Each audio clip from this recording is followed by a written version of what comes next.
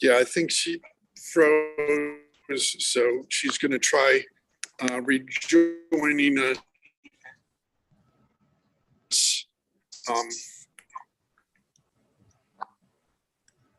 Yeah, try rejoining. Welcome.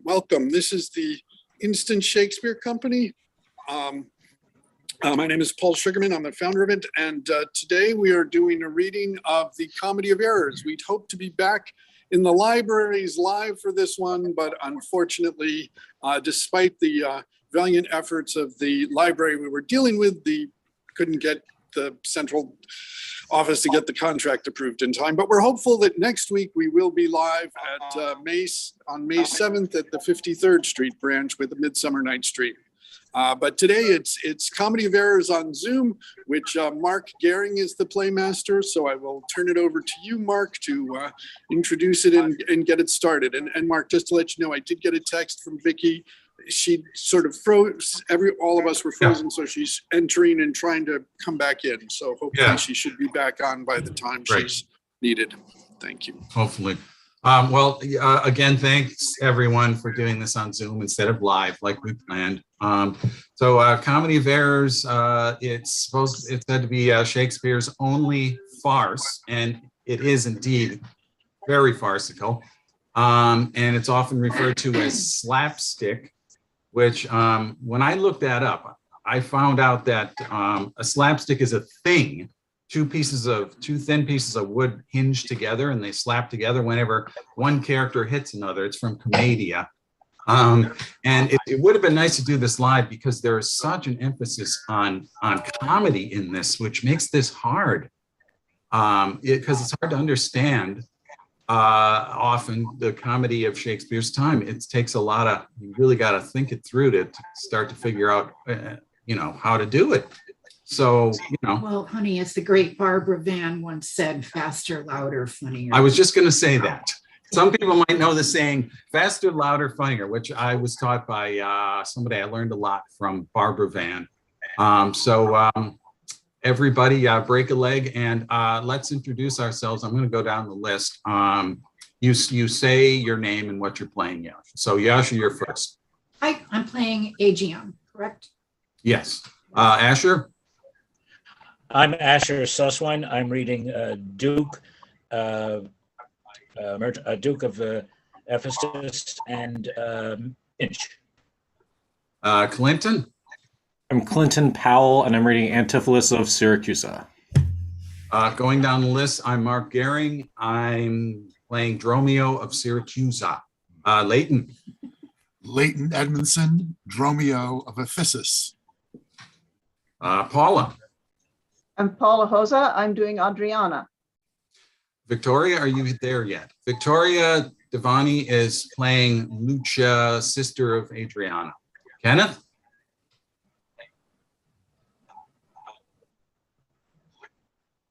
Kenneth, can you hear? I don't see Ken? Frozen. Oh. I don't even see him. Kenneth is playing Antipholus of Ephesus. Eleanor? I'm playing Angelo, a goldsmith, and a jailer and a messenger, and I'm also playing filling in if necessary for Can you hear me? Luciana. Oh. Or whoever else. Okay. We're having some technical difficulties. Kitty? I'm Kitty Chen, reading The Abbess. And Sarah? Hello, everyone. I'm Sarah Rushoff. I'll be reading for A Merchant, The Courtesan, Balthazar, and Lucia. And you're in the plant room. I am in the plant room. Where she lives with a bunch of other really cool people. No, she lives with a bunch of really cool plants. And plants. Plant people. Okay. Were we going to read stage directions? Yeah. Who's going to do that, though? I could do it because I don't come until the very end. That'd be great. Okay. You want all of them or just entrances and exits? What do we usually do? You introduce the play and then the entrances, and yeah, you say the act and the entrances. Yeah. Okay. I think Vicky is here. Vicky, could Oh, you great. start your thing, and just so we can do a test to see if you're here before we get started? Isn't somebody frozen as well? Yeah, Ken's having. Okay.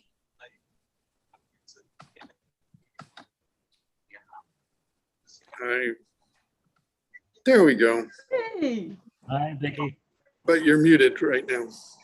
And you're also, you changed your name. Good. Am I still frozen? Can people hear me now? No.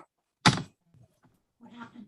I've got a cookie stuck in Hello. over everything. I can't get rid of it.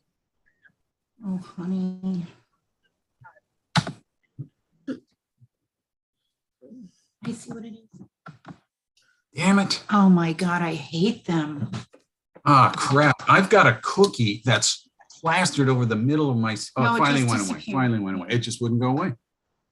Okay. Hello, Mark. Are we ready? No more pop-up windows.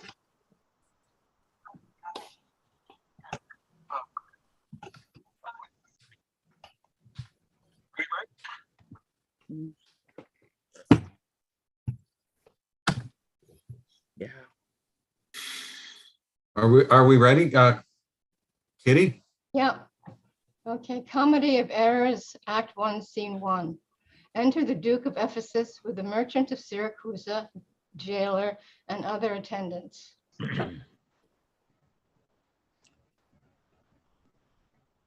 That's you. Oh, Merchant. You're merchant. Ephesius is merchant. That's your character. I thought my character was Go. Ajan. Ajan is called merchant in this first folio. Oh, I didn't know that. Yeah. Oh, okay. Proceed, Selenus, to procure my fall, and by the doom of death end woes and all. Merchant of Syracuse, plead no more. I am not partial to infringe our law. Sorry.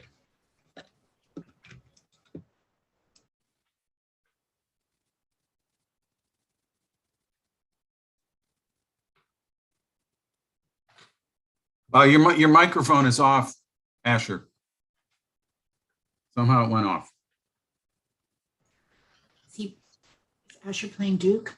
Merchant of Syracuse, plead no more.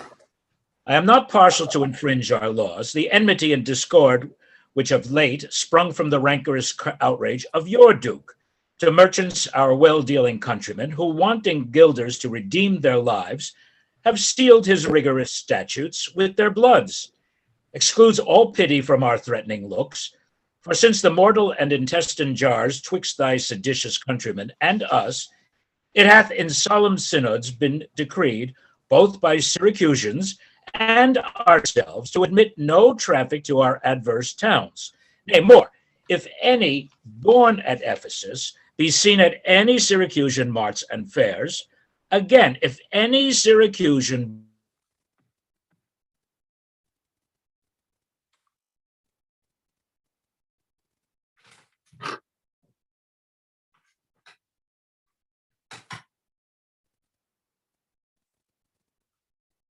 I don't know where I am anymore. marks.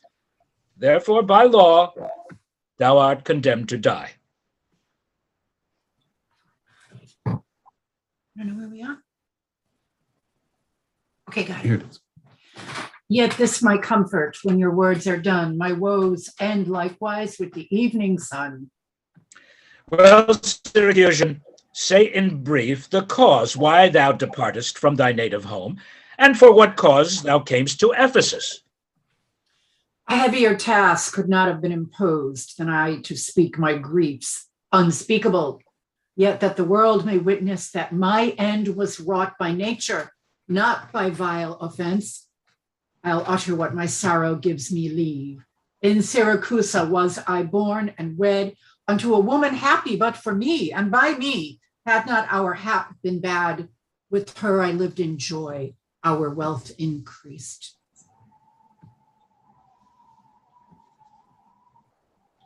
By prosperous voyages I often made to Epidemium, till my factor's death. And he, great care of goods at random left, drew me from kind embracements of my spouse, from whom my absence was not 6 months old, before herself, almost at fainting under the pleasing punishment that women bear, had made provision for her following me, and soon and safe arrived where I was. There had she not been long, but she became a joyful mother of 2 goodly sons, and which was strange, the one so like the other, as could not be distinguished but by names. That very hour, and in the self same inn, a mean woman was delivered, of such a birth in male, twins both alike. Those, for their parents were exceeding poor, I bought and brought up to attend my sons. My wife, not meanly proud of 2 such boys, made daily motions for our home return. Unwilling I agreed. Alas, too soon we came aboard a league from Epidemium, had we sailed before the always wind-obeying deep. Give any tragic instance of our harm, but longer did we not retain much hope. For what obscured light the heavens did grant, did but convey unto our fearful minds a doubtful warrant of immediate death, which though myself would gladly have embraced, yet the incessant weepings of my wife, weeping before what she saw must come, and piteous plainings of the pretty babes that mourned for fashion, ignorant what to fear, forced me to seek delays for them and me. And this it was, for other means was none. The sailors sought for safety by our boat, and left the ship then sinking ripe to us. My wife, more careful for the latter born, had fastened him unto a small, spare mast, such as seafaring men provide for storms. To him one of the other twins was bound, whilst I had been like heedful of the other. The children thus disposed, my wife and I, fixing our eyes on whom our care was fixed, fastened ourselves at either end the mast, and floating straight, obedient to the stream, was carried towards Corinth as we thought. At length, the sun gazing upon the earth dispersed those vapors that offended us, and by the benefit of his wished light, the seas waxed calm, and we discovered 2 ships from far, making amain to us. Of Corinth that, of Epidaurus this, but ere they came, oh, let me say no more, gather the sequel by that went before. Nay, forward, old man, do not break off so, for we may pity, though not pardon thee. Oh, had the gods done so, I had not now worthily termed them merciless to us. For ere the ships could meet by twice 5 leagues, we were encountered by a mighty rock, which being violently borne up, our helpful ship was splitted in the midst, so that in this unjust divorce of us, fortune had left to both of us alike. What to delight in, what to sorrow for? Her part, poor soul, seeming as burdened with lesser weight, but not with lesser woe, was carried with more speed before the wind. And in our sight, they 3 were taken up by fishermen of Corinth, as we thought. At length, another ship had seized on us, and knowing whom it was their hap to save, gave healthful welcome to their shipwrecked guests, and would have reft the fishers of their prey, had not their back been very slow of sail, and therefore homeward did they bend their course. Thus have you heard me severed from my bliss, that by misfortunes was my life prolonged, to tell sad stories of my own mishaps. And for the sake of them thou sorrowest for, do me the favor to dilate at full what have befallen of them and thee till now. My youngest boy, and yet my eldest care, at 18 years became inquisitive after his brother, and importuned me that his attendant, so his case was like, reft of his brother, but retained his name, might bear him company in the quest of him, whom whilst I labored of a love to see, I hazarded the loss of whom I loved. 5 summers have I spent in farthest Greece, roaming clean through the bounds of Asia, and posting homeward, came to Ephesus. Hopeless to find, yet loth to leave unsought, or that, or any place that harbors men. But here must end the story of my life, and happy were I in my timely death, could all my travels warrant me they live. Hapless Aegean, whom the fates have marked to bear the extremity of dire mishap, now trust me. Were it not against our laws, against my crown, my oath, my dignity, which princes would they may not disannul, my soul should sue as advocate for thee. But though thou art a judge to the death, and past sentence may not be recalled, but to our honor's great disparagement, yet will I favor thee in what I can. Therefore, merchant, I limit thee this day to seek thy help by beneficial help. Try all the friends thou hast in Ephesus, beg thou or borrow to make up the sum, and live. If no, then thou art doomed to die. Jailer, take him to thy custody. I will, my lord. Hopeless and helpless doth Aegean wend, but to procrastinate his liveless end. Continuing. That's me. Enter Antipholus Erotes, a merchant, and Dromio. I think that's a different person. It's a different person.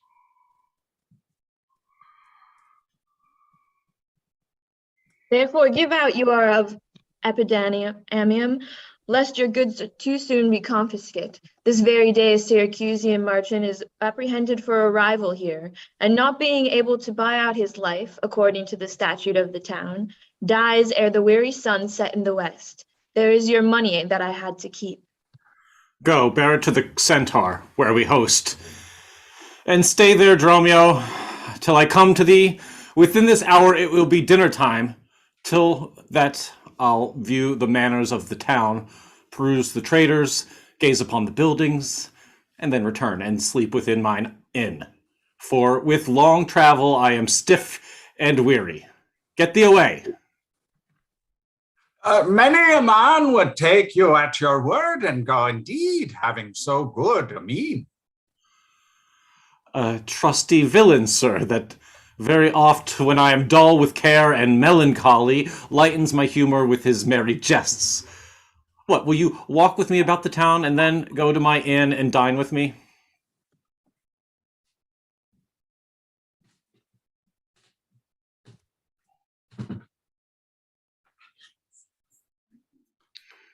Merchant. I thought I wasn't in any I receipts. think you are. Oh, you are. The other merchant. And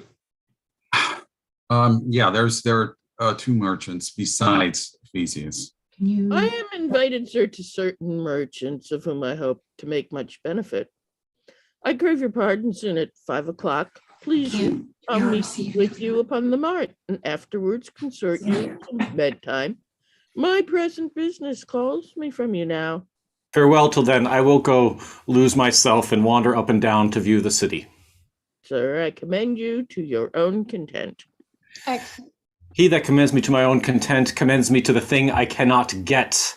I to the world am like a drop of water that in the ocean seeks another drop, who falling there to find his fellow forth, unseen, inquisitive, confounds himself. So I, to find a mother and a brother, in quest of them unhappy, lose myself. Enter Dromio of Ephesus.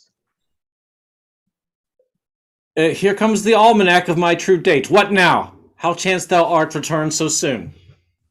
Returned so soon, rather approach too late. The capon burns, the pig falls from the spit, the clock hath struck 12 upon the bell, my mistress made it one upon my cheek. She is so hot because the meat is so cold. The meat is cold because you come not home. You come not home because you have no stomach. You have no stomach. Heaven broke your fast. But we know what 'tis to fast and pray, a penitent for your default today. Stop in your wind, sir. Tell me this, I pray. Where have you left the money that I gave you? Yeah, 6 pence that I had Wednesday last to pay for the saddler for my mistress Crupper. The saddler had it, sir. I kept it not. I am not in a supportive humor now. Tell me and dally not, where is the money? We being strangers here, how darest thou trust so great a charge from thine own custody? I pray you jest, sir, as you sit at dinner. I, from my mistress, come to you in post. If I returned, I shall be post indeed, for she will scour your fault upon my pate. Methinks your maw, like mine, should be your cook, and strike you home without a messenger. Come, Dromio, come. These jests are out of season. Reserve them till a merrier hour than this. Where is the gold I gave in charge to thee? To me, sir, who you gave no gold, to me. Oh, come on, sir knave, have done your foolishness, and tell me how thou hast disposed of thy charge. My charge was but to fetch you from the mart, home to your house. The Phoenix, sir, to dinner. My mistress and her sister stays for you. Now, as I am a Christian, answer me in what safe place you have bestowed my money, or I shall break the merry sconce of yours that stands on tricks when I am undisposed. Where is the 1,000 marks thou hadst of me? I have some marks of yours upon my pate, some of your mistress marks upon my shoulders, but not 1,000 marks between you both, if I should pay your worship these again. Perchance you will not bear them patiently. Thy mistress marks? What mistress slave hast thou? Your worship's wife, my mistress at the Phoenix, she that doth fast till you come home to dinner, and prays that you will hie home to dinner. What, wilt thou flout me thus unto my face, being forbid? There, take you that, sir knave. What means you, sir? For God's sake, hold your hands. Nay, and you will not, sir. I'll take my heels. Exit Dromio. Upon my life, by some devise or other, the villain is o'erwrought of all my money. They say this town is full of cousinage, as nimble jugglers that deceive the eye, dark working sorcerers that change the mind, soul-killing witches that deform the body, disguised cheaters, prating mountebanks, and many such like liberties of sin. If it proves so, I will be gone the sooner. I'll to the Centaur to go seek this slave. I greatly fear my money is not safe. Act 2. Enter Adriana, wife to Antipholus Seraptus, with Luciana, her sister. Neither my husband nor the slave returned, that in such haste I sent to seek his master. Sure, Luciana, it is 2:00. Perhaps some merchant hath invited him, and from the mart he's somewhere gone to dinner. Good sister, let us dine and never fret. A man is master of his liberty. Time is their master, and when they see time, they'll go or come. If so, be patient, sister. Why should their liberty than ours be more? Because their business lies out a door. Look, when I serve him so, he takes it thus. Oh, no, he is the bridle of your will. There's none but asses will be bridled so. My headstrong liberty is lashed with woe. There's nothing situate under heaven's eye, but hath his bound in earth, in sea, in sky. The beasts, the fishes, and the winged fowls are their male subjects, and at their controls, man more divine, the master of all these, lord of the wide world and wide watery seas, endued with intellectual sense and souls of more preeminence than fish and fowls, are masters to their females and their lords. Then let your will attend on their accords. This servitude makes you to keep unwed. Not so, but troubles of the marriage bed. But were you wedded, you would bear some sway. Ere I learn love, I'll practice to obey. How if your husband starts some otherwhere? Till he come home again, I would forbear. Patience unmoved. No marvel though she pause. They can be meek that have no other cause. A wretched soul, bruised with adversity, we bid be quiet when we hear it cry. But were we burdened with like weight of pain, as much or more we should ourselves complain. So thou that hast no unkind mate to grieve thee, with urging helpless patience would relieve me. But if thou live to see like right bereft, this full-begged patience in thee will be left. Well, I will marry one day to try. Here comes your man. Now is your husband denied. Enter Stay. Dromio of Ephesus. Is your tardy master now at hand? He's at two hands with me, and that my two ears can witness. Hey, didst thou speak with him? Knowst thou his mind? He told his mind upon mine ear, beshrew his hand. I scarce could understand it.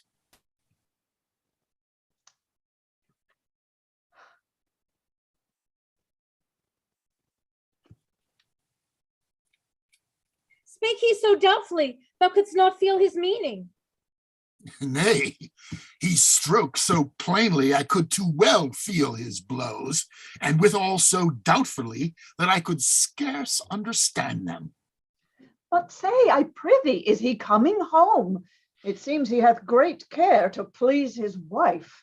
Why, mistress, sure, my master is horn mad. Horn mad? Thou villain! I meant not cuckold mad, but sure, he is stark mad.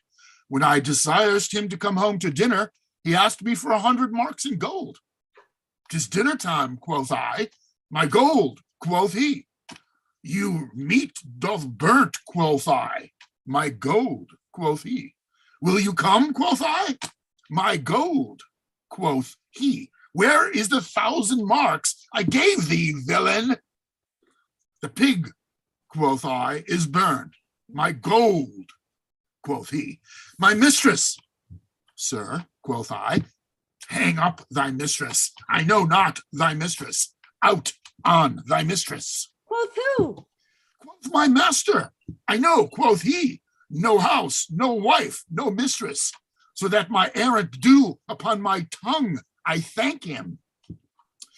I bear home upon my shoulders, for in conclusion he did beat me there. Go back again, thou slave, and fetch him home.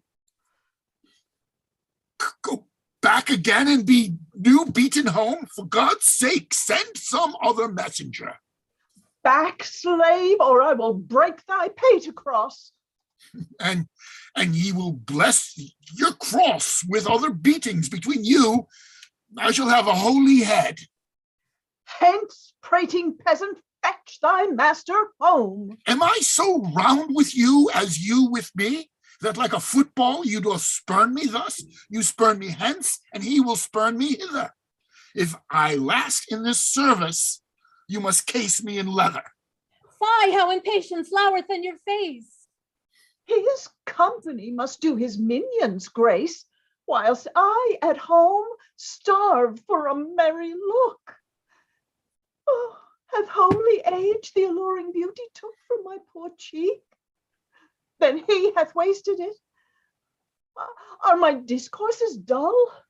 Barren my wit, if voluble and sharp discourse be marred, unkindness blunts it more than marble hard.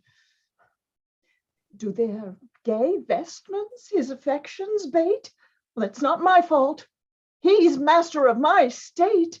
What ruins are in me that can be found by him not ruined? Then he is the ground of my defeatures. My decayed fair, a sunny look of his would soon repair.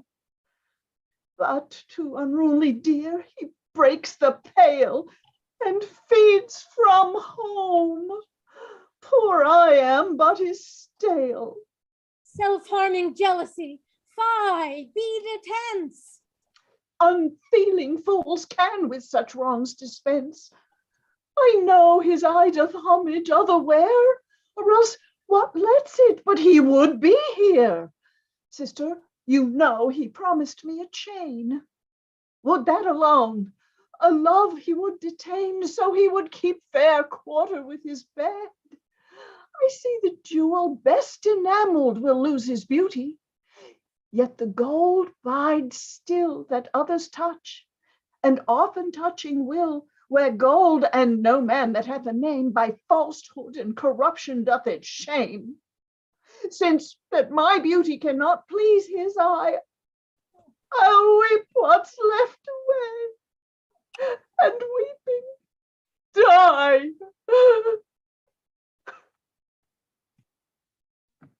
What are we, Act 2, Scene 2? Yeah. There's no character name there. There's one line. Just continue. Gianna lost a line. Okay, Act 2, Scene 2, enter Antipholus Veratus. The gold I gave to Dromio is laid up safe at the Centaur, and the heedful slave is wandered forth in care to seek me out. By computation and mine host's report, I could not speak with Dromio, since at first I sent him from the mart. Oh, see here, he comes. Enter Dromio of Syracuse. How now, sir? Is your merry humor altered? As you love strokes, so jest with me again. You know no centaur? You reckon you receive no gold? Your mistress sent to have me home to dinner? My house was at the Phoenix. Was thou mad? That thus so madly thou didst answer me? What answer, sir? When spake I such a word? Even now, even here, not half an hour since. I did not see you since you sent me hence home to the Centaur with the gold you gave me. Villain, thou didst deny the gold's receipt and told me of a mistress and a dinner, for which I hope thou feltst I was displeased. I am glad to see you in this merry vein, which what means this jest? I pray you, master, tell me. Dost thou jeer and flout me in the teeth? Thinkst ye I jest? Hold, take thou that and that! Hold, sir, for God's sake. Now your jest is earnest. Upon what bargain do you give it me? Because that I familiarly sometimes do use you for my fool and chat with you. Your sauciness will jest unto my love, and make a common of my serious hours when the sun shines. Let foolish gnats make sport, but creep in crannies when he hides his beams. If you will jest with me, know my aspect, and fashion your demeanor to my looks, or I will beat this method in your sconce. Sconce, call you it? So you would leave battering, I'd rather have it ahead. And you use these blows long, I must get a sconce for my head, and ensconce it too, or else I shall seek my wit in my shoulders. But I pray, sir, why am I beaten? Dost thou not know? Nothing, sir, but that I am beaten. Shall I tell you why? Aye, sir, and wherefore? For they say every why hath a wherefore. Why, first, for flouting me, and then wherefore? Why, for urging it in the second time to me. Oh, was there ever any man thus beaten out of season, when in the why and the wherefore is neither rhyme nor reason? Well, sir, I thank you. Thank me, sir, for what? Marry, sir, for this something that you gave me for nothing. I'll make you amends next, to give you nothing for something. But say, sir, is it dinner time? No, sir, I think the meat wants that I have. In good time, sir, what's that? Basting. Well, sir, then 'twill be dry. If it be, sir, I pray you eat none of it. Your reason? Lest it make you choleric and purchase me another dry basting. Well, sir, learn to jest in good time. There's a time for all things. I durst have denied that before you were so choleric. By what rule, sir? Marry, sir, by a rule as plain as the plain bald pate of Father Time himself. Let's hear it. There's no time for a man to recover his hair that grows bald by nature. May he not do it by fine and recovery? Yes, To pay a fine for a periwig and recover the lost hair of another man. Why is time, such a niggard of hair, being, as it is, so plentiful, an excrement?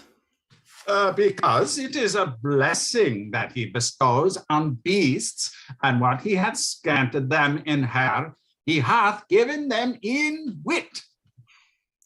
Why, but there's many a man have more hair than wit. Not a man of those, but he hath the wit to lose his hair. Why, thou didst conclude hairy men, plain dealers without wit. The plainer dear, the sooner lost, yet he loseth it in a kind of jollity. For what reason? For two, and sound ones too. Nay, not sound, I pray you. Sure ones, then. Nay, not sure in a thing falsing. Certain ones, then. Name them. The one to save the money that he spends in trying. The other, that at dinner they should not drop in his porridge. You would all this time have proved there is no time for all things. Marry, and did, sir. Namely, in no time to recover hair by loss by nature. But your reason was not substantial. Why, there is no time to recover. Thus I mend it. Time himself is bald, and therefore to the world's end will have bald followers. I knew 'twould be a bald conclusion, but soft. Who wafts us yonder? Enter Adriana and Luciana. I, Antipholus, look strange and frown. Some other mistress hath thy sweet aspects. I am not Adriana, nor thy wife. The time was once when thou unurged would vow that never words were music to thine ear, that never object pleasing in thine eye, that never touch well welcome to thy hand, that never meat sweet savored in thy taste, unless I spake or looked or touched or carved to thee. How comes it now, my husband? Oh, how comes it that thou art then estranged from thyself? Thyself I call it, being strange to me, that undividable, incorporate, and better than thy dear self's better part. Oh, do not tear away thyself from me, for know, my love, as easy mayst thou fall a drop of water in the breaking gulf, and take unmingled thence that drop again without addition or diminishing, as take from me thyself, and not me too. How dearly would it touch thee to the quick, shouldst thou but hear I were licentious, and that this body consecrate to thee by ruffian lust should be contaminate? Wouldst thou not spit at me, and spurn at me, and hurl the name of husband in my face, and tear the stained skin of my harlot brow, and from my false hand cut the wedding ring, and break it with a deep divorcing vow? I know thou canst, and therefore see thou do it. I am possessed with an adulterate blood. My blood is mingled with the crime of lust. For if we two be one, and thou play false, I do digest the poison of thy flesh, being strumpeted by thy contagion. Keep then fair league and truce with thy true bed. I live distained, and thou undishonored. Plead you to me, fair dame? I know you not. In Ephesus, I am but 2 hours old, as strange unto your town as to your talk. Who every word by all my wit being scanned wants wit in all, one word to understand. Fie, brother, how the world is changed with you. When were you wont to use my sister thus? She sent for you by Dromio home to dinner. By Dromio. By me. By thee, and this thou didst return from him, that he did buffet thee, and in his blows denied my house for me for his wife. Did you converse, sir, with this gentlewoman? What is the course and drift of your compact? Sir, Never saw her till this time. Villain, thou liest, for even her very words didst thou deliver to me on the mart. I never spake with her in all my life. How can she thus then call us by our names, unless it be by inspiration? How ill agrees it with your gravity to counterfeit thus grossly with your slave, abetting him to thwart me in my mood. Be it my wrong, you are from me exempt, but wrong not that wronged with a more contempt. Come, I will fasten on this sleeve of thine. Thou art an elm, my husband, I a vine, whose weakness married to thy strange estate makes me with thy strength to communicate. If aught possess thee from me, it is dross, usurping ivy, briar, or idle moss, who all for want of pruning with intrusion infect thy sap and live on thy confusion. To me she speaks. She moves me for her theme. What? Was I married to her in my dream? Or sleep I now and think I hear all this? What error drives our eyes and ears amiss? Until I know this sure uncertainty, I'll entertain the freed fallacy. Romeo, go bid the servants spread for dinner. Oh, for my beads. I cross me for a sinner. This is the fairy land. Oh, spite of spites, we talk with goblins, owls, and sprites. If we obey them not, this will ensue. They'll suck our breath or pitch us black and blue. Why pratest thou to thyself, and answerest not? Dromio, thou Dromio, thou snail, thou slug, thou sot! I am transformed, master, am I not? I think thou art in mind, and so am I. Nay, master, both in mind and in shape. Thou hast thy own form. No, I am an ape. If thou art changed to aught, 'tis to an ass. 'Tis true, she rides me, and I long for grass. 'Tis so, I am an ass, else it could ne'er be, but I should know her as well as she knows me. Come, come, no longer will I be a fool to put the finger in the eye and weep, whilst man and master laughs my woes to scorn. Come, sir, to dinner. Dromio, keep the gate. Husband, I'll dine above with you today and shrive you of 1,000 idle pranks. Sirrah, if any ask you for your master, say he dines forth and let no creature enter. Come, sister. Dromio, play the porter well. Am I in earth, in heaven, or in hell? Sleeping or waking, mad or well advised? Known unto these, and to myself disguised? I'll say as they say, and persever so, and in this mist at all adventures go. Master, shall I be porter at the gate? Aye, and let none enter lest I break your pate. Come, Antipholus, we dine too late. Act 3, Scene 1. Enter Antipholus of Ephesus, his man Dromio, Angelo the goldsmith, and Balthazar the merchant. Good Signor Angelo, you must excuse us all. My wife is shrewish when I keep not hours. Say that I lingered with you at your shop to see the making of her carcanet, and that tomorrow you will bring it home. But here's a villain that would face me down. He met me on the mart, and that I beat him and charged him with 1,000 marks in gold, and that I did deny my wife and house. Thou drunkard, what didst thou mean by this? Say what you will, sir, but I know what I know. That you beat me at the mart, and I have your hand to show. If your skin were parchment, and your blows you gave me were ink, your own handwriting would tell you what I think. I think thou art an ass. Mary, so it dear appear by the wrongs I suffer, and the blows I bear. I should kick, being kicked. Being at that pass, you would keep from my heels, and beware of an ass. You're sad, Signor Balthazar. Pray God our cheer may answer my goodwill and your good welcome here.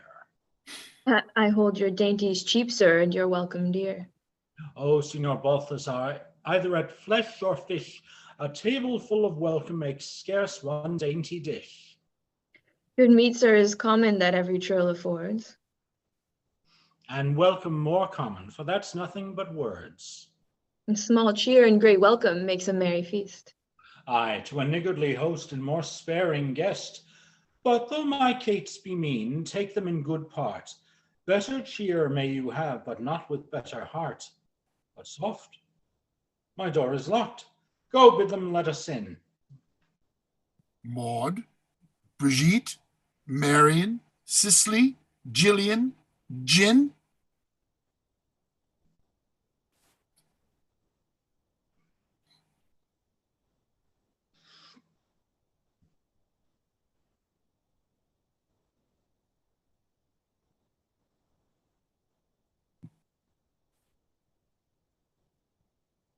Mome, mouthsores, capon, coxcomb, idiot, patch. Either get thee from the door or sit down at the hatch. Dost thou conjure for wenches that thou call'st for such store? When one is one too many, go get thee from the door. What patch is made? Our porter, my master stays in the street. Let him walk from whence he came, lest he catch cold on his feet. Who talks within there? Ho, open the door. Right, sir, I'll tell Right, you sir, when. I'll tell you when, and you'll tell me wherefore. Wherefore? For my dinner, I have not dined today. Nor today here, you must not come again when you may. What art thou that keepst me out from the house I owe? The porter for this time, sir, and my name is Dromio. Oh, villain, thou hast stolen both mine office and my name. The one near got me credit, the other mickle blame. If thou hast been Dromio today in my place, thou would have changed thy face for a name, or their name for an ass. Enter Luci. What a coil is there, Dromio? Who are those at the gate? Let my master in loose. Faith, no, he comes too late, and so tell your master. Lord, I must laugh. Have at you with a proverb, shall I? I set in my staff. Have at you with another, that's when, can you tell? If thy name be called Luce, thou hast answered him well. Do you hear, you minion? You'll let us in, I hope. I thought to have asked you. You said so. No. So, come help.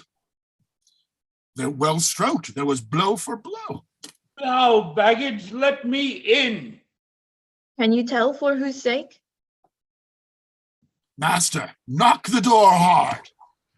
Let him knock till it ache. You'll cry for this minion if I beat the door down. What needs all that, and a pair of stocks in the town? Enter Who Adriana. is that at the door that keeps all this noise? By my troth, your town is troubled with unruly boys. Are you there, wife? You might have come before. Your wife, Sir Knave, go get you from the door. If you went in pain, master, this knave would get sore. Here is neither cheer, sir, nor welcome. We would fain have either. In debating which was best, we shall part with neither. They stand at the door. Master, bid them come hither. There is something in the wind that we cannot get in. You would say so, master, if your garments were thin.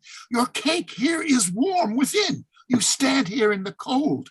It would make a man mad as a buck to be so bought and sold. Oh, fetch me something. I'll break ope the gate. Break any breaking here, and I'll break your knave's pate. A man may break a word with you, sir, and words are but wind. Aye, and break it in your face, so he break it not behind. It seems thou once breaking out upon the hind. Is too much out upon thee. I pray thee, let me in. Aye, when fowls have no feathers and fish have no fin. Well, I'll break in. Go, borrow me a crow. A crow without feather, master, mean you so? For a fish without a fin, there's a fowl without a feather. If a crow help us in sir, we'll pluck a crow together.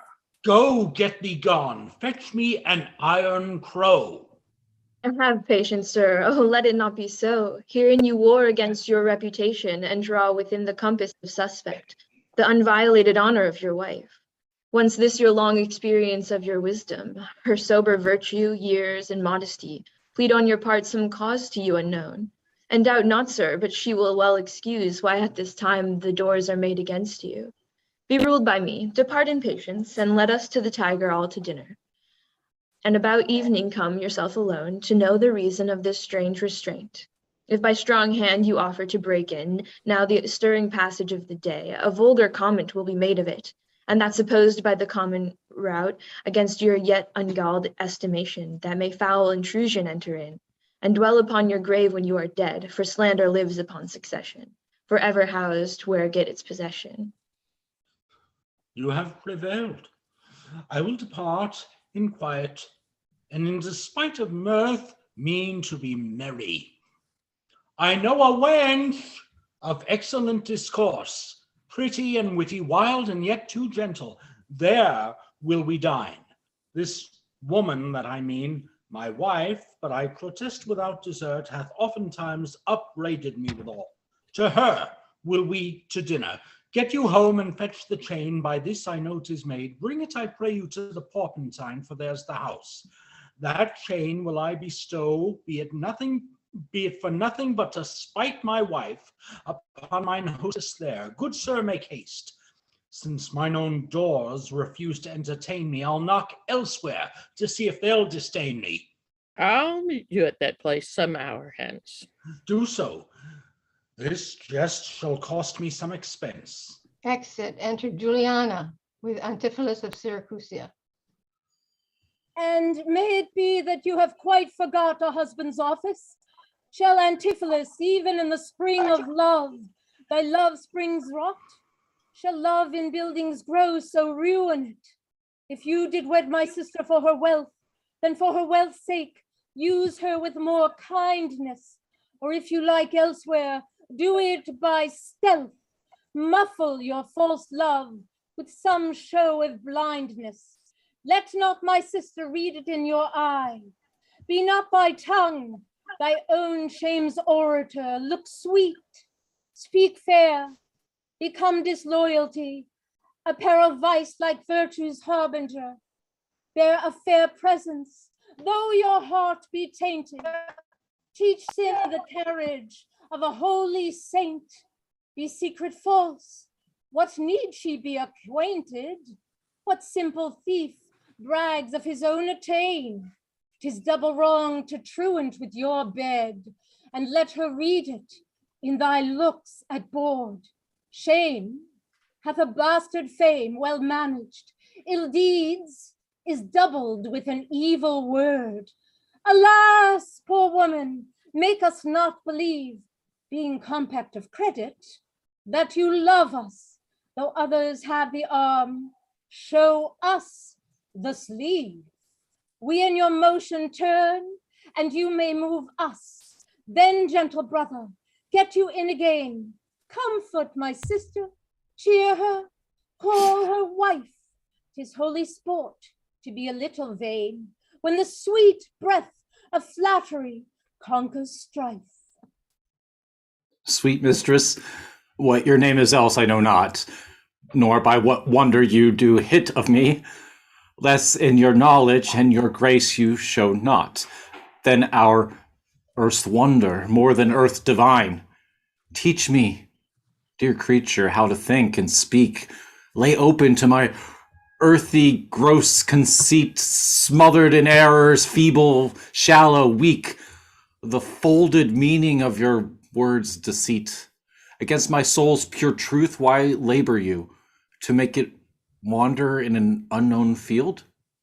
Are you a god? Would you create me new?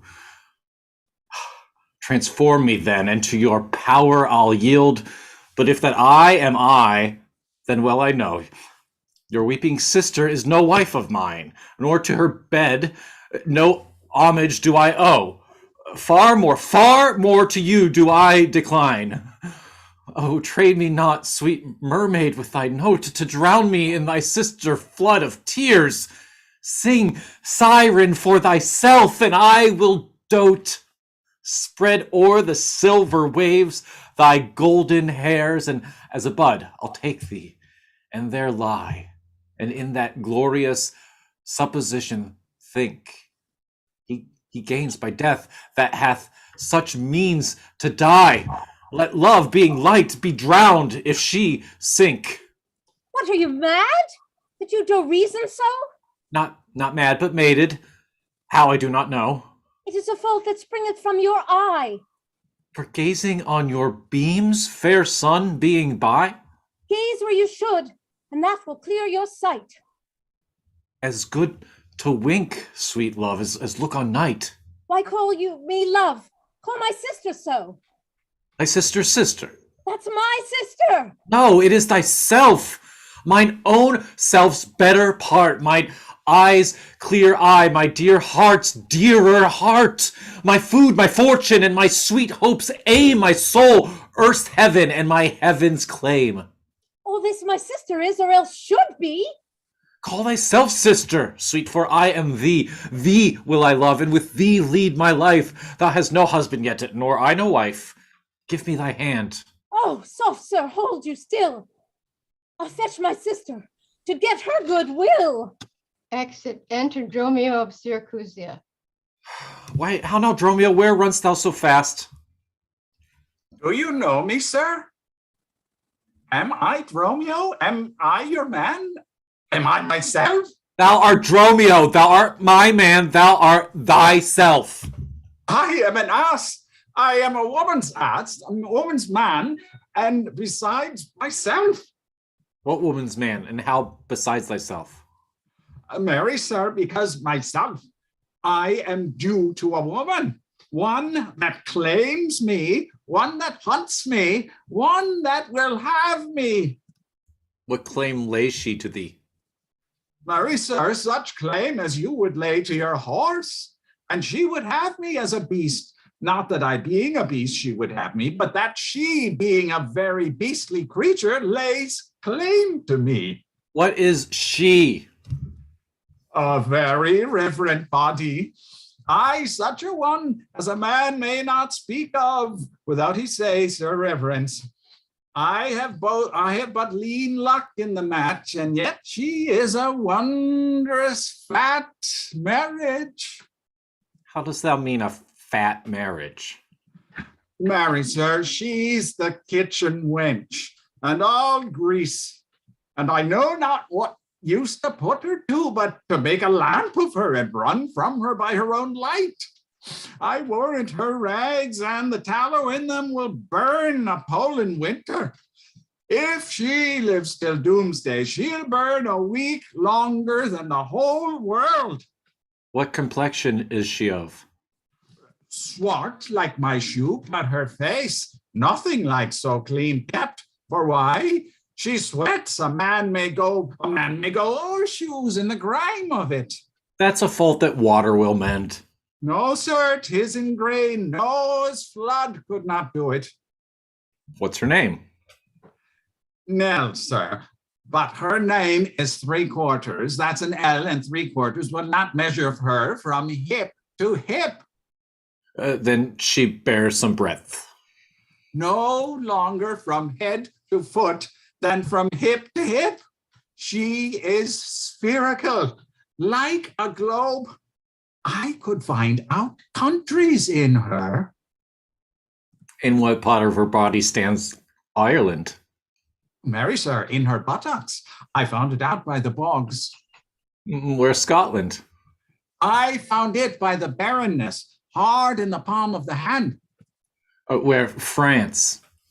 In her forehead, armed and riveted and making wars against her heir. Where England? I looked for the chalk cliffs, but I could find no whiteness in them.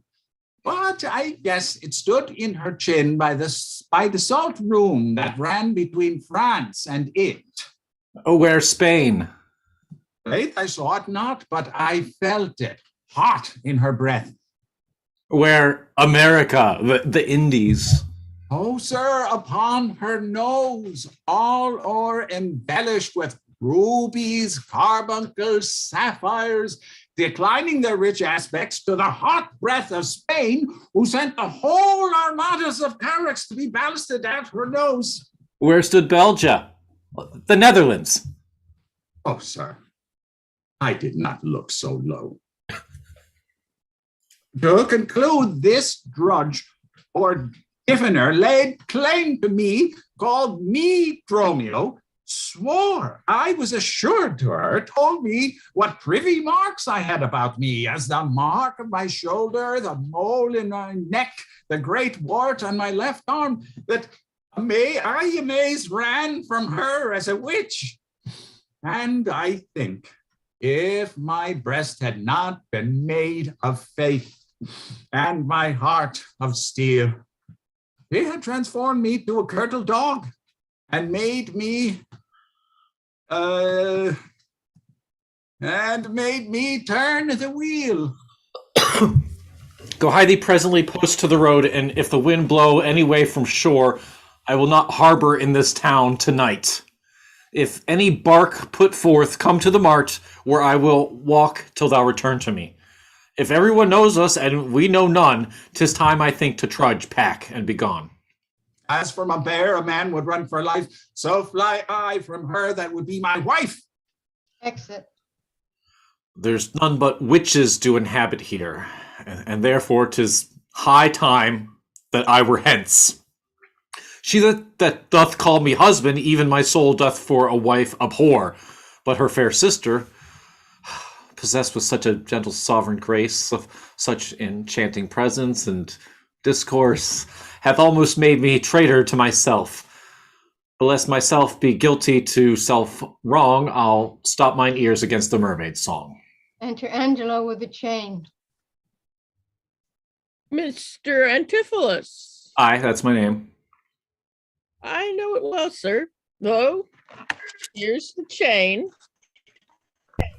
I thought to have ta'en you at the Porpentine. The chain unfinished made me stay so long. What is your will that I should do with this? What please yourself, sir? I've made it for you. Made it for me, sir. I bespoke it not. What? Not once, not twice, but 20 times you have. Go home with it, and please your wife withal. And soon at supper time I'll visit you, and then receive my money for the chain. I pray you, sir, receive the money now, for fear you ne'er see chain nor money more. You are a merry man, sir. Fare you well. Exit. What I should think of this, I cannot tell. But this I think, there is no man is so vain that would refuse so fair an offered chain. I see a man here needs not live by shifts when in the streets he meets such golden gifts. I'll to the mart, and there for Dromio stay. If any ship put out, then straight away. Act 4, Scene 1. Enter merchant, goldsmith, and an officer. You know, since Pentecost the sum is due, and since I have not much importuned you, nor now had I not, but that I am bound to Persia, and want guilders for my voyage. Therefore make present satisfaction, or I'll attach you by this officer. Even just the sum that I do owe you is growing to me by Antipholus. And in the instant that I met with you, he had of me a chain. At 5 o'clock, I shall receive the money for the same. Pleaseth you walk with me down to his house. I will discharge my bond, and thank you too. Enter Antipholus of Ephesus, Dromio from the courtesans. That labor may you save. See where he comes. While I go to the goldsmith's house, go thou and buy a rope set, That will I bestow among my wife and their confederates for locking me out of my doors by day. But soft, I see the goldsmith get thee gone. Buy thou a rope and bring it home to me. I buy £1,000 a year. I buy a rope. Exit Dromio. A man is well holp up that trusts to you. I promised your presence and the chain, but neither chain nor goldsmith came to me. Belike you thought our love would last too long if it were chained together, and therefore came not. Saving your merry humor, here's the note. How much your chain weighs to the utmost carat, the fineness of the gold and chargeable fashion, which doth amount to 3 odd ducats more, then I stand indebted to this gentleman. I pray you see him presently discharged, for he's bound to see and stays but for it. I am not furnished with the present money. Besides, I have some business in the town. A good signor, take the stranger to my house, and with you take the chain, and bid my wife disperse the sum on the receipt thereof. Perchance I will be there as soon as you. And then you will bring the chain to her yourself. No, bear it with you, lest I come not time enough. Well, sir, I will. Have you the chain about you? And if I have not, sir, I hope you have, or else you may return with your money. Nay, come, I pray you, sir. Give me the chain. Both wind and tide stays for this gentleman, and I to blame have held him here too long. Good Lord, you use the stallions to excuse your breach of promise to the porpentine. I should have chid you for not bringing it, but like a shrew, you first begin to brawl. The hour steals on, I pray you, sir, dispatch. You hear how he importunes me, the chain. I give it to my wife and fetch your money. Come, you know I gave it you even now. Either send the chain or send me by some token. Fine, now you run this humor out of breath. Come, where's the chain? I pray you let me see it. My business cannot brook this dalliance, good sir, say where you'll answer me or no. If not, I'll leave him to the officer. I answer you? What should I answer you? The money that you owe me for the chain. I owe you none till I receive the chain. You know I gave it you half an hour since. You gave me none. You wrong me much to say so. You wrong me more, sir, in denying it. Consider how it stands upon my credit. Well, officer, arrest him at my suite.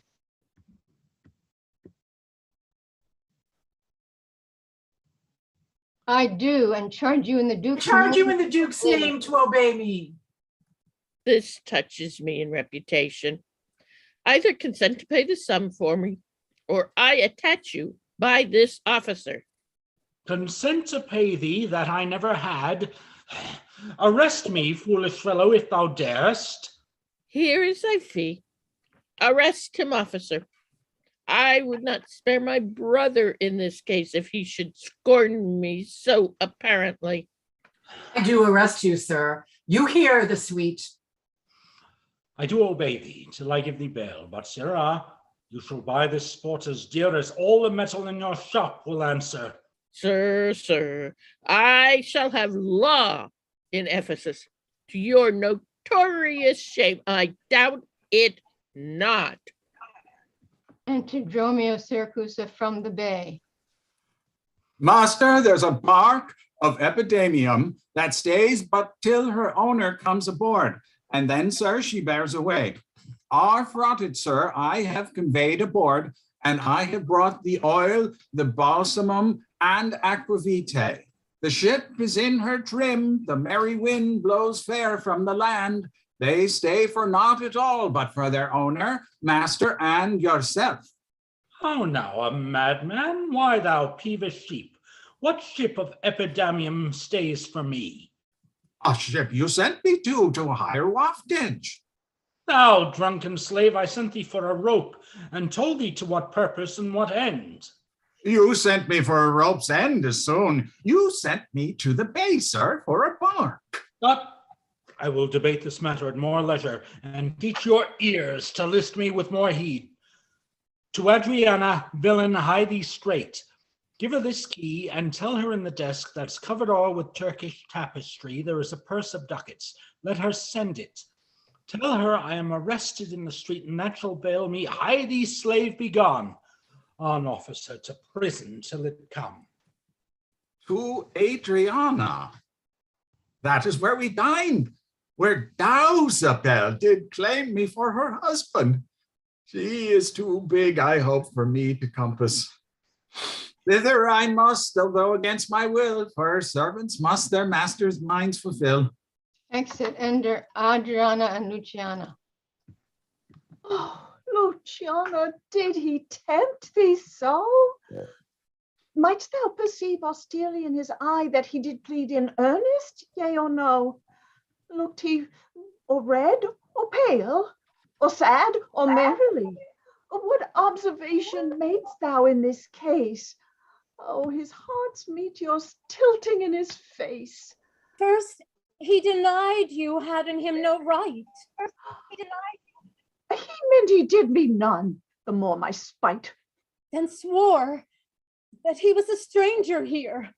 And true he swore, though yet forsworn he were.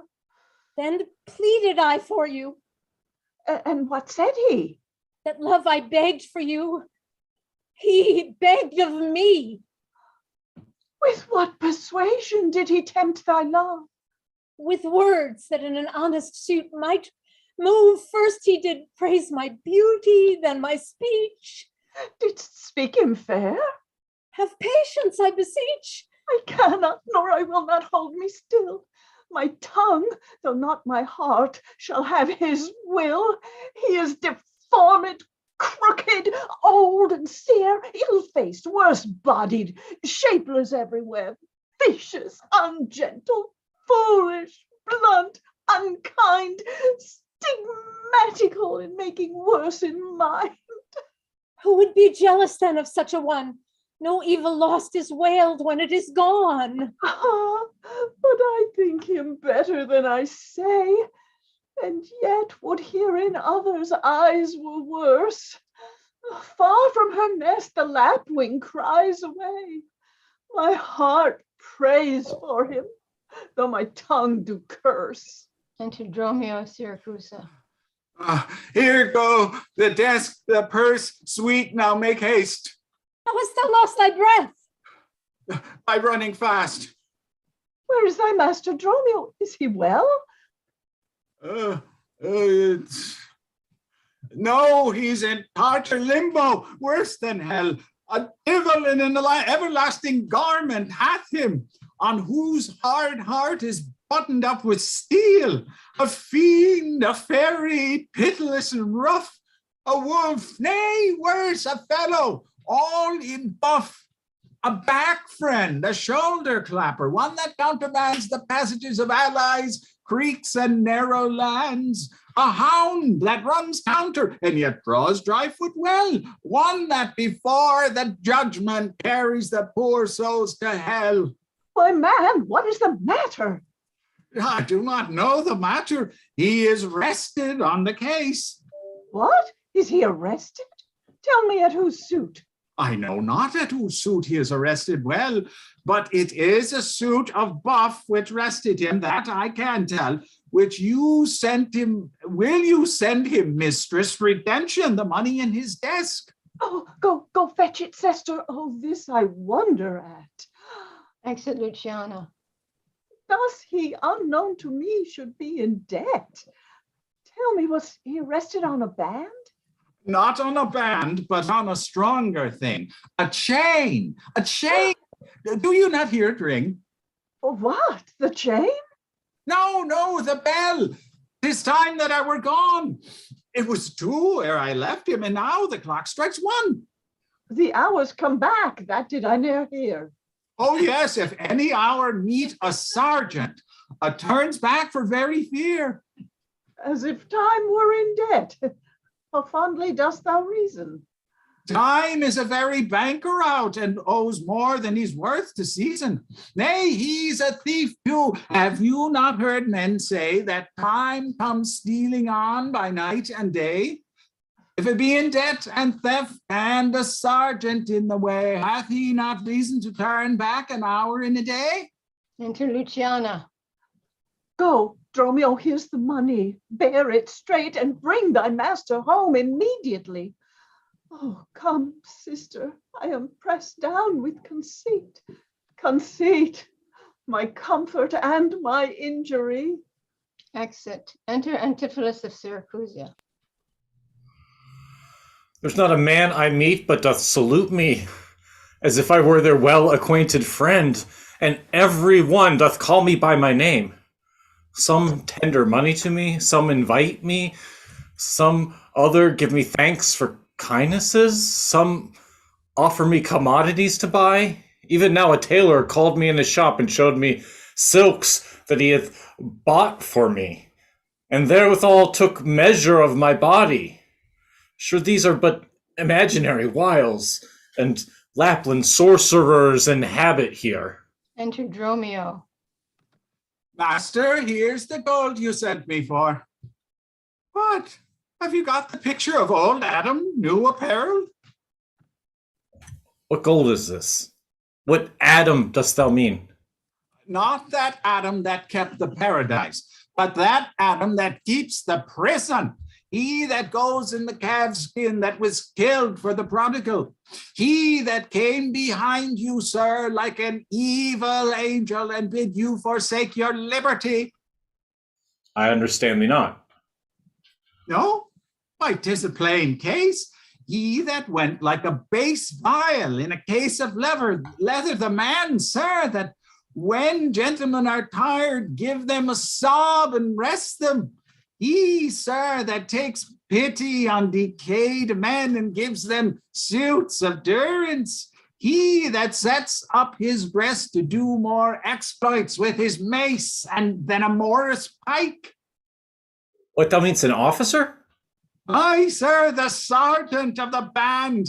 He that brings any man to answer that it breaks his band. One that thinks a man always going to bed and says, God give you good rest. Well, sir, there rest in your foolery. Is there any ships put forth tonight? May we be gone? Why, sir, I brought you word an hour since that the bark expedition put forth tonight, and then were you hindered by the sergeant to tarry for the hoy delay. Here are the angels that you sent for to deliver you. The fellow is distract, and so am I, and here we wander in illusions. Some blessed power deliver us from hence. Enter a courtesan. Well met, Master Antipholus. I see, sir, you have found the goldsmith now. Is that the chain you promised me today? Satan away, I charge thee, tempt me not. Master, is this Mistress Satan? It is the devil. Nay, she is worse.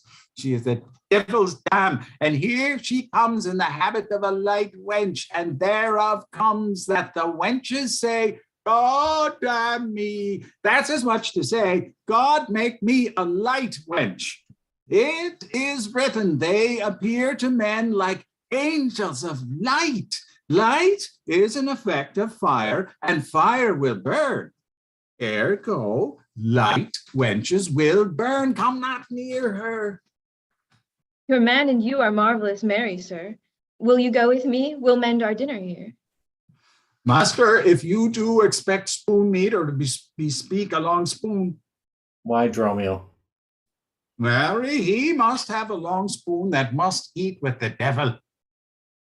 Avoid then, fiend. What tellest thou me of supping? Thou art, as you are all, a sorceress. I conjure thee to leave me and be gone. Give me the ring of mine you had at dinner, or for my diamond the chain you promised, and I'll be gone, sir, and not trouble you. Oh, some devil's ass, but the parings of one nail, a rush, a hair, a drop of blood, a pin, a nut, a cherry stone. But she, more covetous, would have a chain. Master, be wise, and if you give it her, the devil will shake her chain and fright us with it. I pray you, sir, my ring or else the chain. I hope you do not mean to cheat me so. Avaunt, thou witch! Come, Dromio, let us go. Fly, Pride says to the peacock. Mistress, that you know. Exits. Now out of doubt Antipholus is mad, else would he never so demean himself. A ring he hath of mine worth 40 ducats, and for the same he promised me a chain. Both one and other he denies me now. The reason that I gather he is mad, besides this present instance of his rage, is a mad tale he told today at dinner, of his own doors being shut against his entrance. Belike his wife, acquainted with his fits, on purpose shut the doors against his way. My way is now to hie home to his house, and tell his wife that being lunatic, he rushed into my house and took perforce my ring away.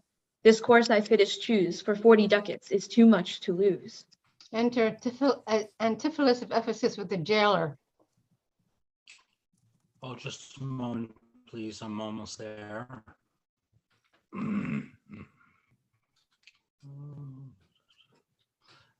Page 58.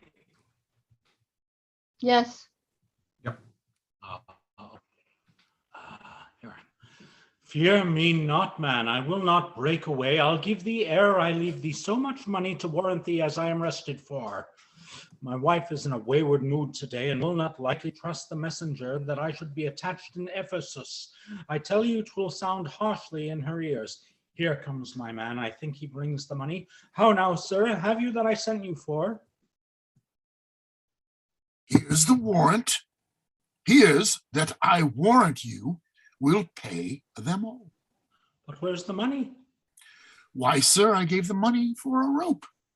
500 ducats, villain, for a rope? It'll serve you, sir, 500 at that rate. To what end did I bid thee hie thee home?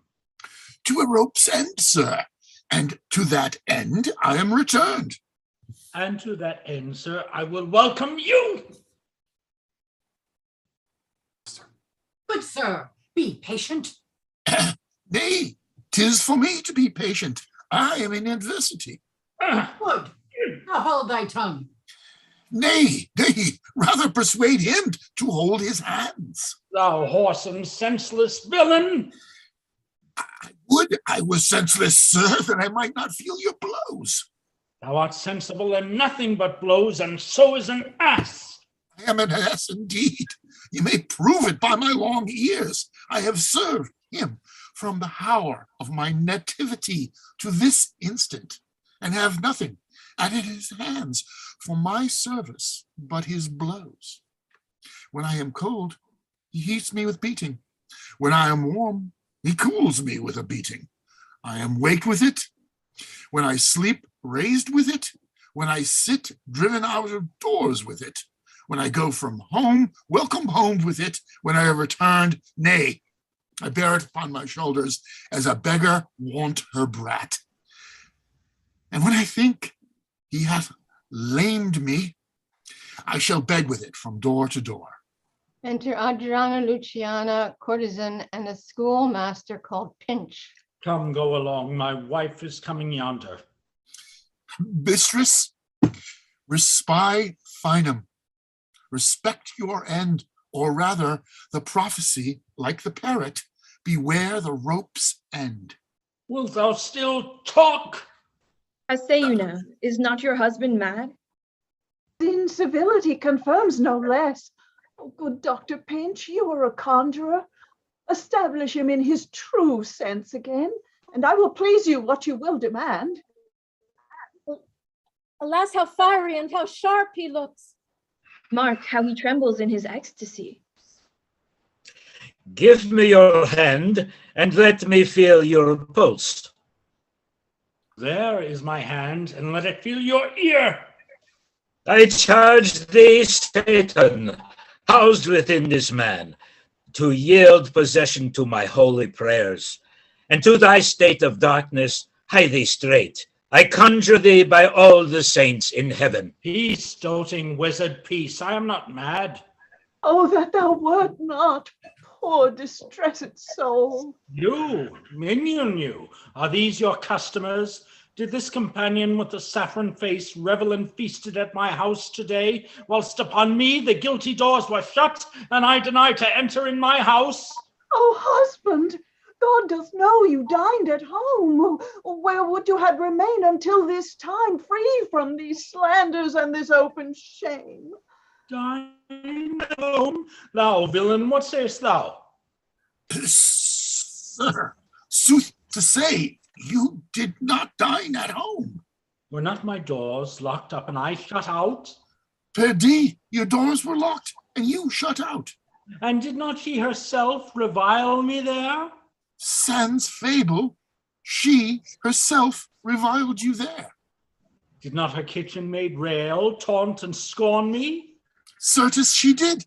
The kitchen vestal scorned you.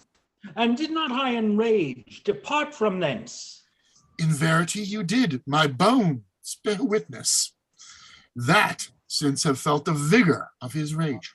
Oh, is't good to soothe him in these contraries? It is no shame. The fellow finds his vein, and yielding to him, humors well his frenzy. Thou hast suborned the goldsmith to arrest me. Alas, I sent you money to redeem you by Dromio here, who came in haste for it. Money? By me? What in good will you might, but surely, master, not a rag of money. Whence not thou her for a purse of ducats? He came to me and I delivered it. And I am witness with her that she did. God and the rope maker bear me witness that I was sent for nothing but a rope. Mistress, both man and master is possessed. I know it by their pale and deadly looks. They must be bound and laid in some dark room. Say, wherefore didst thou lock me forth today, and why dost thou deny the bag of gold? I did not, gentle husband, lock thee forth. Gentle mister, I received no gold, but I confess, sir, that we were locked out. Dissembling villain, thou speakest false in both.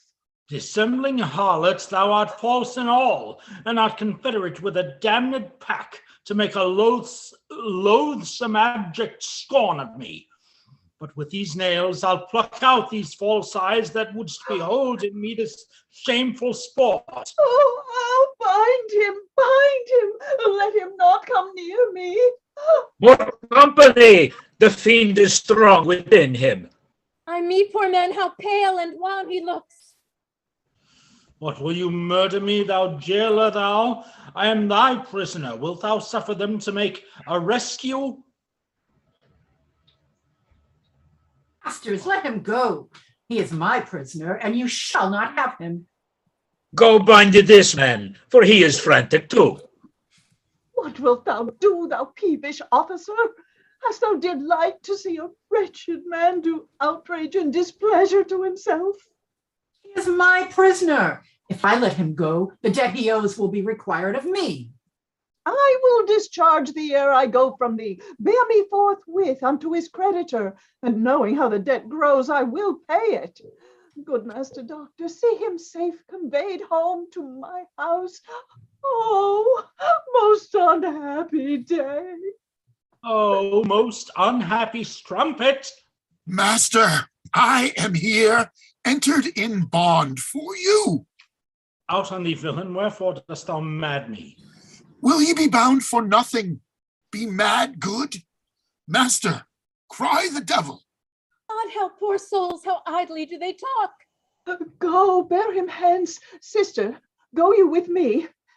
Say now, whose suit is he arrested at? Enters officer Adrian Luciana courtesan. One Angelo, a goldsmith. Do you know him? I know the man. What is the sum he owes? 200 ducats. Say, how grows it due? Due for a chain your husband had of him. He did bespeak a chain for me, but had it not. When as your husband, all in a rage today, came to my house and took away my ring, the ring I saw upon his finger now, straight after did I meet him with a chain. Oh, maybe so, but I didn't ever see it. Come, jailer, bring me where the goldsmith is. I long to know the truth hereof at large. Enter Antipholus of Syracuse with his rapier drawn and Dromio of Syracuse.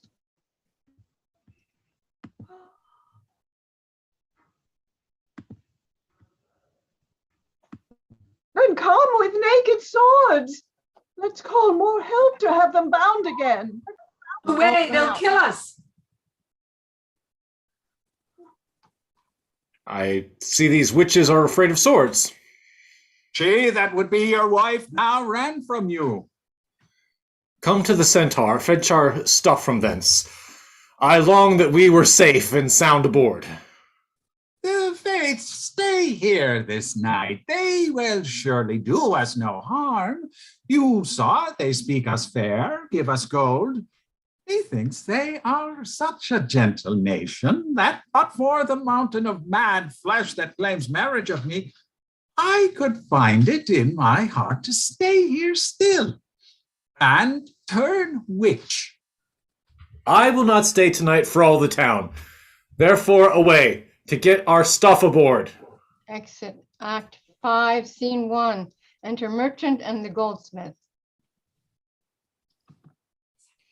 I'm sorry, sir, that I've hindered you, but I protest he had the chain of me, though most dishonestly he doth deny it. Was the man esteemed here in the city? A very reverend reputation, sir, of credit infinite, highly beloved, second to none that lives here in the city. His word might bear my wealth at any time. It's not a feast. It's not that merchant. It's a merchant. Speak softly yonder as I think he walks. Enter Antipholus and Dromio again. 'Tis so, and that self chain about his neck, which he forswore most monstrously to have. Good sir, draw near to me. I'll speak to him. Signor Antipholus, I wonder much that you would put me to this shame and trouble, and not without some scandal to yourself, with circumstance and oath, so to deny this chain, which now you wear so openly. Besides the charge, the shame, imprisonment, you have done wrong to this my honest friend, who but for staying on our controversy had hoisted sail and put to sea today. This chain you had of me, can you deny it? I think I had. I never did deny it.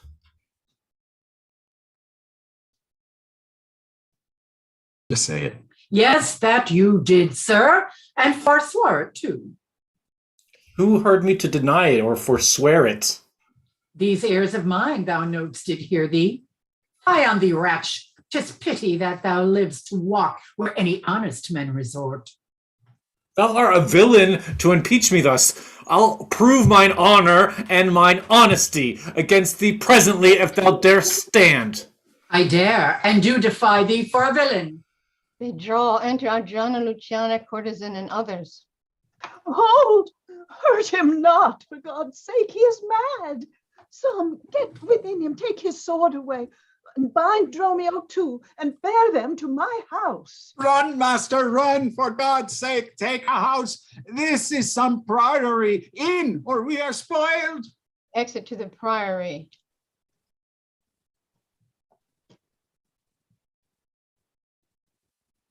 Be quiet, people. Wherefore throng you hither? To fetch my poor distracted husband hence. Let us come in that we may bind him fast and bear him home for his recovery. I knew he was not in his perfect wits. I'm sorry now that I did draw on him. How long hath his possession held the man? Oh, this week he hath been heavy, sour, sad, and much different from the man he was. But till this afternoon his passion ne'er brake into extremity of rage. Hath he not lost much wealth by rack of sea? Buried some dear friend? Hath not else his eye strayed his affection in unlawful love? A sin prevailing much in youthful men, who give their eyes the liberty of gazing. Which of these sorrows is he subject to?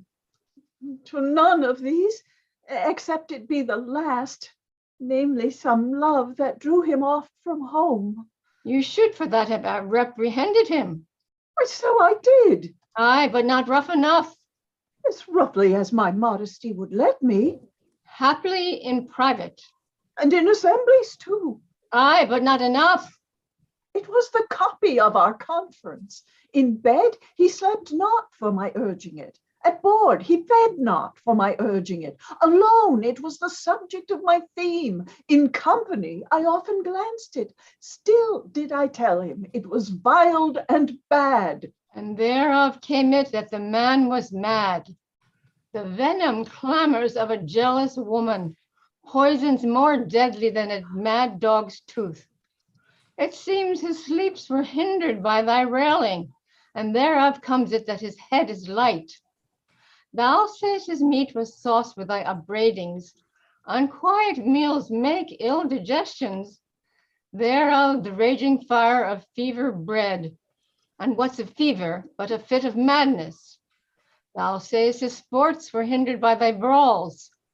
Sweet recreation barred, what doth ensue but moody and dull melancholy? Kinsman to grim and comfortless despair, and at her heel is a huge infectious troop of pale distemperatures and foes to life, in food, in sport, and self-preserving rest, to be disturbed with man, mad or beast. The consequence is then thy jealous fits have scarred thy husband from the use of wits. She never reprehended him but mildly, which he deemed himself rough, rude, and wildly. Why bear you these rebukes and answer not?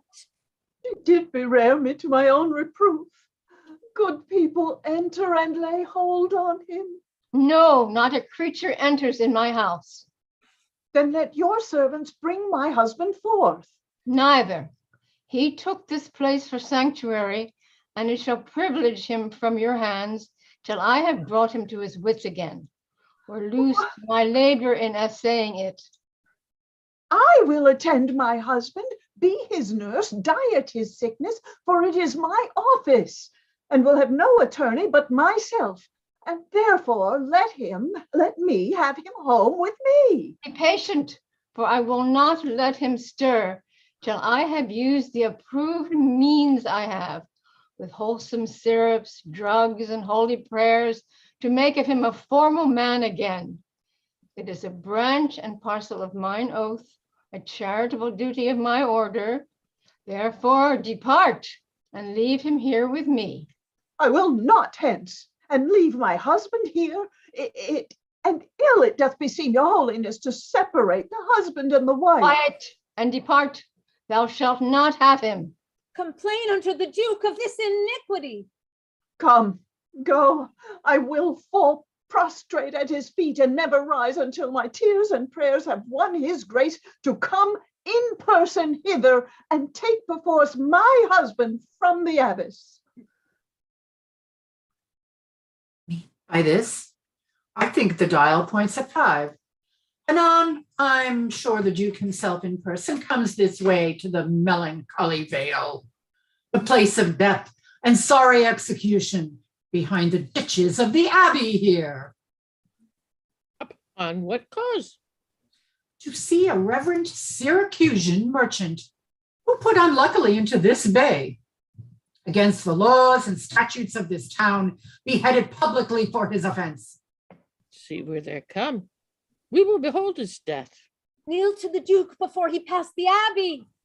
Enter the Duke of Ephesus, the merchant of Syracuse, of bare head, and the headsman and other officers. Yet once again proclaim it publicly, if any friend will pay the sum for him, he shall not die. So much we tender him. Justice, most sacred Duke, against the abbess. She is a virtuous and a reverend lady. It cannot be that she hath done thee wrong.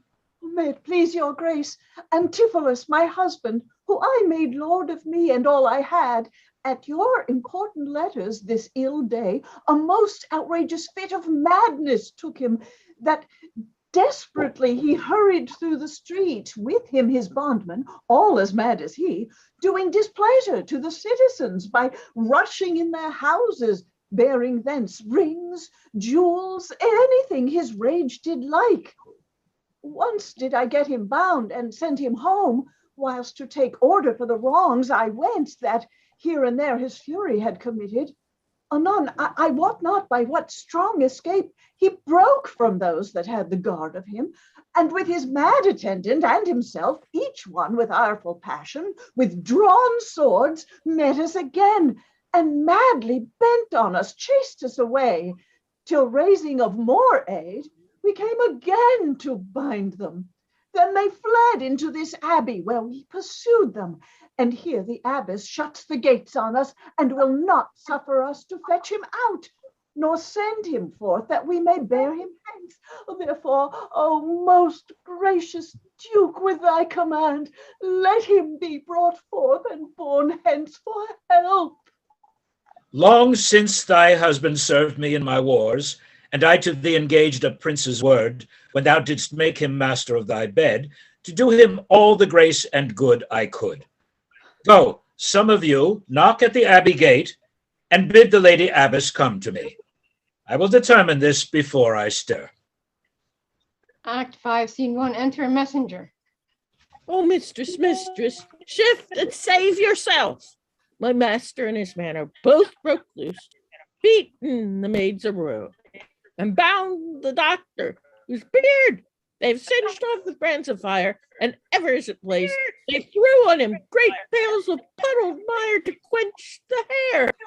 My master preaches patience to him, and the while his man with scissors nicks him like a fool. And sure, unless you send some present help between them, they will kill the conjurer. Peace, fool! My master and his man are here, and that is false thou dost report to us. Mistress, upon my life, I tell you true. I have not breathed almost since I did see it. He cries for you, and vows if he can take you to scorch your face and to disfigure you. Oh! Hark, hark! I hear him, mistress. Fly, be gone. Come stand by me. Fear nothing. Guard with halberds. Ay me! It is my husband. Witness you that he is borne about invisible. Even now we housed him in the abbey here, and now he's there. Has thought of humane reason. Enter Antipholus and Dromio of Ephesus. Justice, most gracious Duke, oh, grant me justice even for the service that long since I did thee, when I bestrid thee in the wars, and took deep scars to save thy life. Even for the blood that then I lost for thee, now grant me justice. Unless the fear of death doth make me dote, I see my son Antipholus and Dromio. Justice, sweet prince, against that woman there, she whom thou gavest to me to be my wife, that hath abused and dishonored me. Even in the strength and height of injury, beyond imagination is the wrong that she this day hath shameless thrown on me. Discover how, and thou shalt find me just. This day, great Duke, she shut the doors upon me while she with harlots feasted in my house. A grievous fault. Say, woman, didst thou so? Oh, good my lord. Myself, he, and my sister today did dine together. So befall my soul, as this is false, he burthens me withal. Ne'er may I look on day, nor sleep on night, but she tells to your highness simple truth. Oh, perjured woman, they are both forsworn. In this the madman justly charges them. My liege, I am advised what I say, neither disturbed with the effect of wine, nor a heady wrath provoked with raging ire, albeit my wrongs might make one wiser mad. This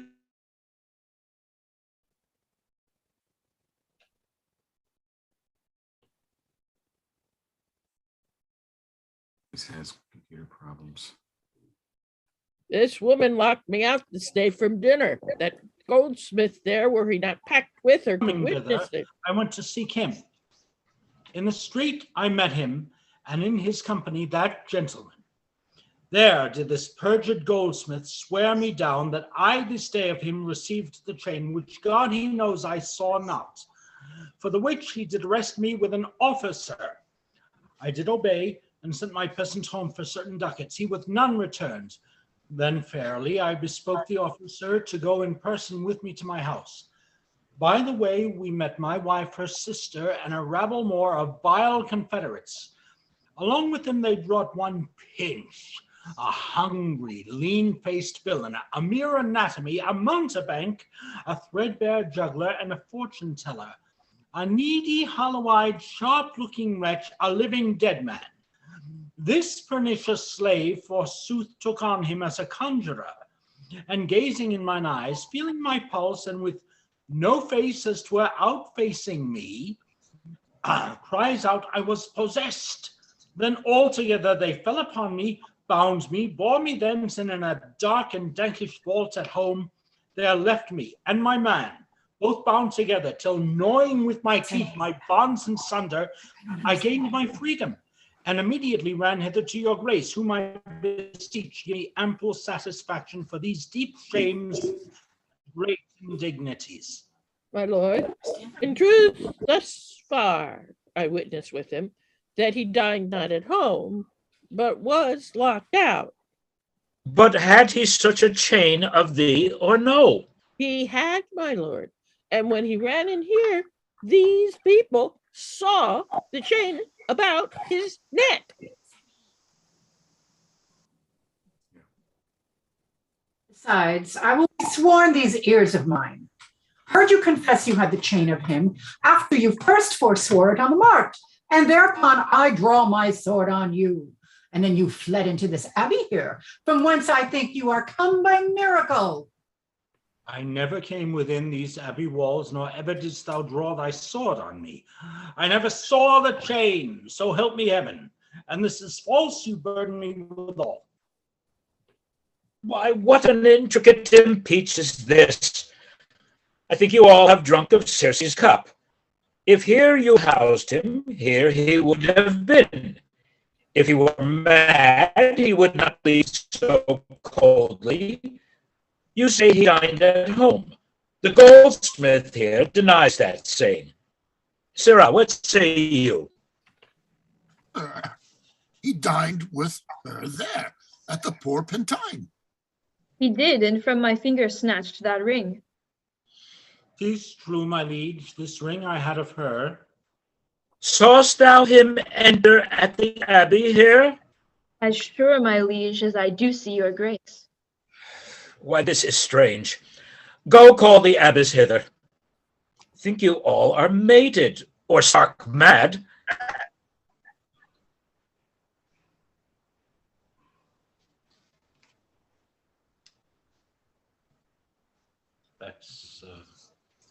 That's the merchant.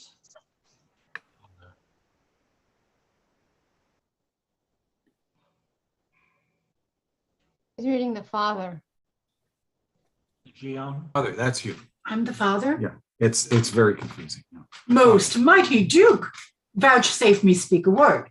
Haply I see a friend who will save my life and pay the sum that may deliver me. Speak freely, Syracusan, what thou wilt. Is not your name, sir, called Antipholus? And is not that your bondman, Dromio? Within this house, I was his bondman, sir. But he, I thanked him, gnawed into my cords. Now am I Dromio, and this man unbound. I am sure you both of you remember me. Ourselves we do remember, sir, by you, for lately we're bound as you are now. You are not Pinch's patient, are you, sir? Why look you strange on me? You know me well. I never saw you in my life till now. Ah, grief hath changed me since you saw me last. And care Doubtful hours with time's deformed hand have written strange defeatures in my face. But tell me yet, dost thou not know my voice? Neither. Dromio, nor thou?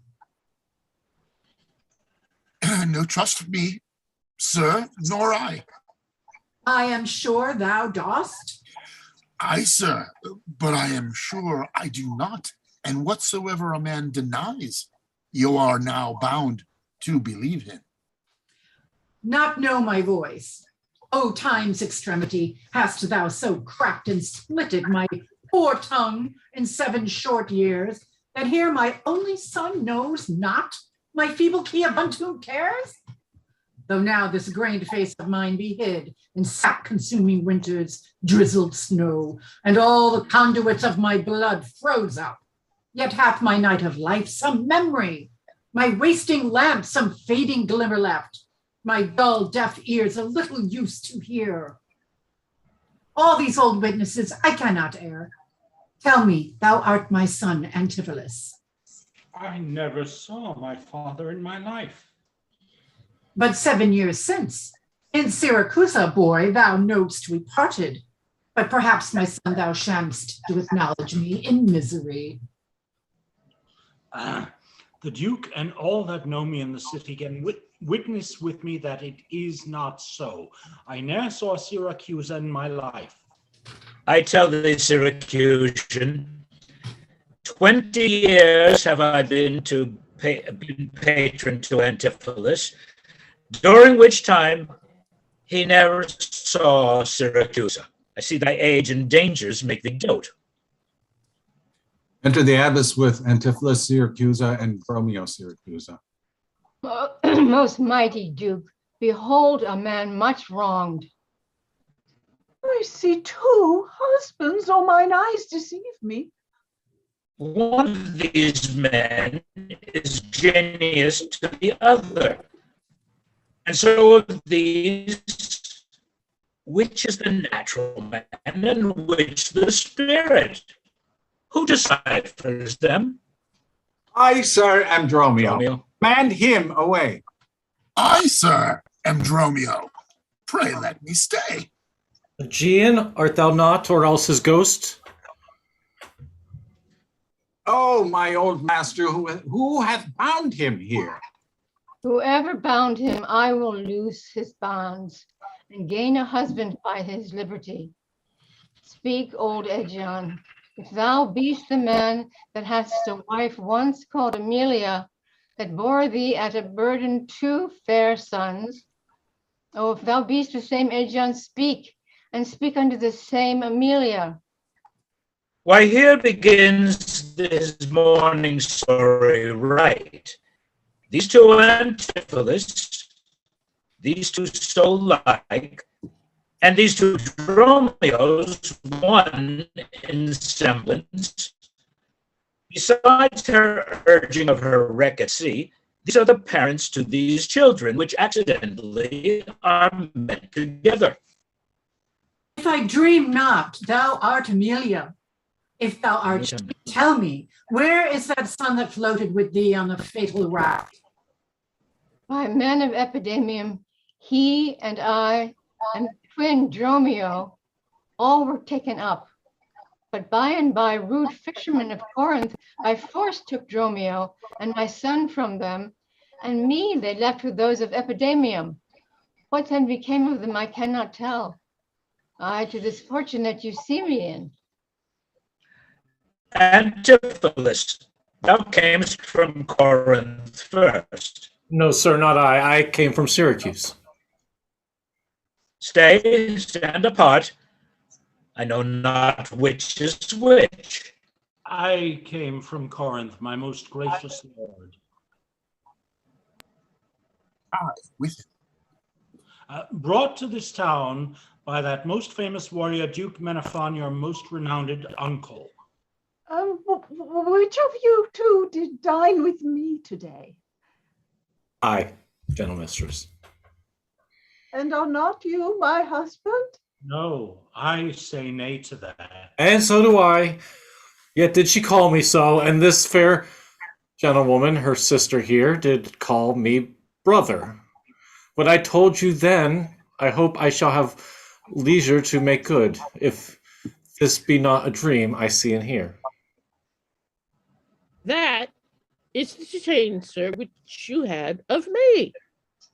I think it be, sir. I denied it not. And you, sir, for this chain arrested me. I think I did, sir. I deny it not. I sent you money, sir, to be your bail by Dromio, but I think he brought it not. Oh, none by me. This purse of ducats I received from you, and Dromio, my man, did bring them me. I see we still did meet each other's men, and I was ta'en for him, and he for me, and thereupon these errors arose. These ducats pawn I for my father here. It shall not need. Thy father hath his life. Sir, I must have that diamond from you. There, take it, and much thanks for my good cheer. Renowned Duke, vouchsafe to take the pains to go with us into the abbey here, and here at large discourse all our fortunes and all that are assembled in this place, that by this sympathized one day's error have suffered wrong. Go, keep us company, and we shall make full satisfaction. 33 years have I but gone in travail of you, my sons, until this present hour my heavy burden are delivered.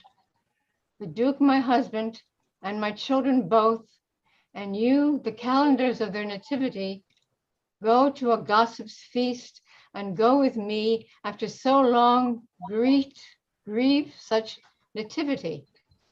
With all my heart I'll gossip at this feast. Master, shall I fetch your stuff from shipboard? Romeo, what stuff of mine hast thou embarked? Your goods that lay at host, sir, in the Centaur. He speaks to me. I am your master, Dromio. Come, go with us. We'll look to that anon. Embrace thy brother there. Rejoice with him. There is a fat friend at your master's house that kitchened me for you today at dinner. She now shall be my sister, not my wife. Methinks you are my glass, and not my brother. I see you. I am a sweet-faced youth. Will you walk in to see their gossiping? Not I, sir. You are my elder. That's a question. How shall we try it?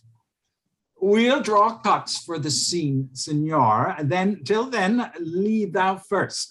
Nay, then thus. We came into the world like brother and brother. Now let's go hand in hand, not one before the other. Exit. Finito. Oh, thank you all for doing this yet one more time. Looking at a screen. This is a short one. It's not even 2 hours because we started fairly late. Yeah. Good job, everyone. Well done. Oh. I know there were some Zoom challenges, but well, that happens. Yeah. We have these technology issues. But as I say, it does look like we will be able to get back to in-person readings next week for Midsummer Night's Dream at the 53rd Street branch, and the following week at the Mulberry Street branch. And so if either for Tempest, and if people are interested in being in those, please let me know. Also, we need people for Thomas More tomorrow at 2. And Derek Tarson is doing King John on the 21st, and Jennifer's doing the 19th Zoom reading of Much Ado About Nothing. But thank you. And I should have explained, there's one of the things with prefixes in Shakespeare's time is that they're not always consistent as they are in modern things. So you have Aegean sometimes referred to as merchant, other people who have merchant as a prefix, and then the one where it's mar fat, which is sort of merchant father, because sometimes the prefixes would sort of tell you what the role of the person was in terms of the such as their father and merchant. So I didn't Is read there, this is there text. anyone here Negative. that I didn't study this text. Right. is there anyone here who'll be interested in being in Sir Thomas More tomorrow at 2? Kitty? I wrote to you, yeah. Okay. Everybody here. Anybody else? Sorry. Not available, otherwise I'd love to, but I can't. Let's see. Kenneth? What parts are available? all right, well, I'm